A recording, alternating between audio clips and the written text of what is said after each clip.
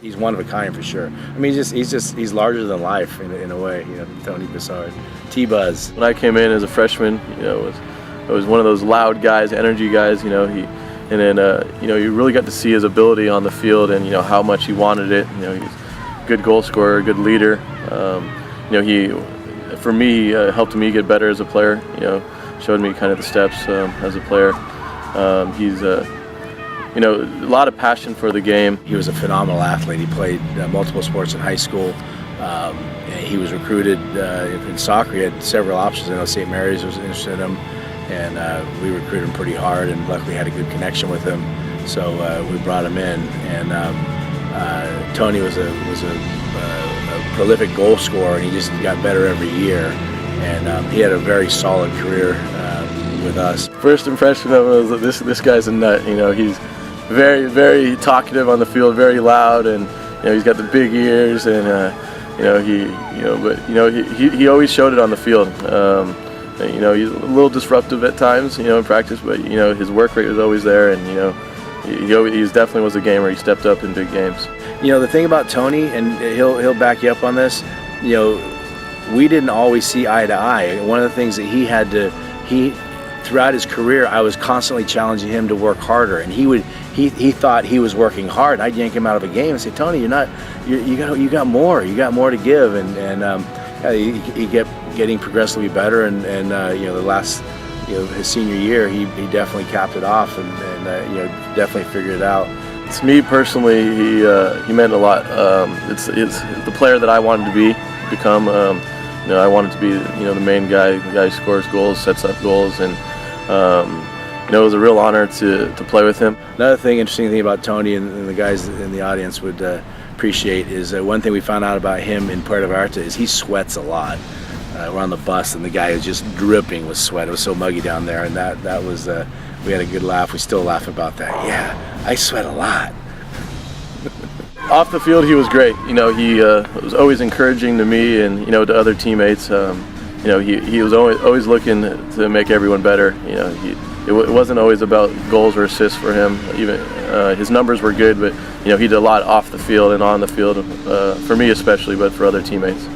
I think his career is defined by the last half of his senior year. He basically put the team on his back and scored, I don't know the exact stats, but I know he scored 6 goals in the playoffs and scored a bunch of goals, key goals at the end of the season, and we kind of rode him to the national championship. Tony meant everything to that 2002 national championship team. Without Tony, I don't think we win a national championship. He kind of carried us, especially in big moments. His goal production, he didn't lead the team in goals, but he was second in goals and I believe first in assists. We're playing at Dominguez first round of the playoffs, and we played at the time. We played at 3-5-2, so we had 5 midfielders, 2 forwards, and Tony was a forward for us. And he would always drop into midfield to try and get the ball. And I wanted him to stay deep. We needed our 2 forwards up there. We had plenty of midfielders. So we go down 1-0, and he keeps coming to midfield. So I pulled him out, and I screamed at him, "You're a forward. We need you up top. We have 5 midfielders." And he was sitting down the other end of the bench, and we were kind of glaring at each other back and forth. And then we went down 2-0, and he looked down at me, and I looked down at him. I got him up, and I said, "You ready to go back in?" And he kind of got in his face a little bit. He said, put me in. So put him back in, and then the rest history. He scored 2 goals to get us in overtime, and then scored an unbelievable golden goal. I mean, it's just the moment still. I get chills up down my spine. He was just scoring the goal, and we ran, and everybody picked him up and carried him off the field. I mean, it was just an incredible moment. Ended with the celebration like this. So it was massive. So it was the best performance I've ever seen by an individual at Sonoma State in the 11 years I've been here. Tony, just the second half of the season, he was just absolutely on fire, and just scored key goals. I mean, without a hat trick at Dominguez, and then scoring against Midwestern and scoring in the final, we don't win the national championship. And I think that accomplishment in itself is just amazing because we've had teams 2007, 2008. We had teams that you could argue talent-wise that they were more talented than the 2002 team.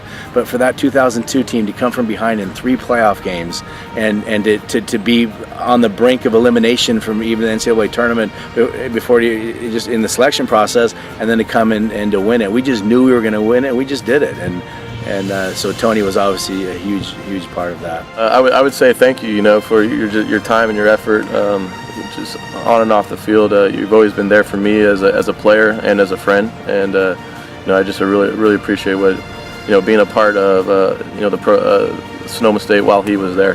It meant a lot to me. I would tell him, thanks for everything he's done for the program, and I'm really proud of him as how he's developed as a person, as a soccer player, as a dad. He has a cute son, and obviously he really cares about his son, and I'm just really proud for everything that he's achieved. And Sonoma State men's soccer owes him a big debt of gratitude for just stepping up and helping us win that national championship. I hope we do it again, but I can't honestly say that we will. It's tough, and even when a lot of things have to go right. And that year, that 2002 team certainly got it right.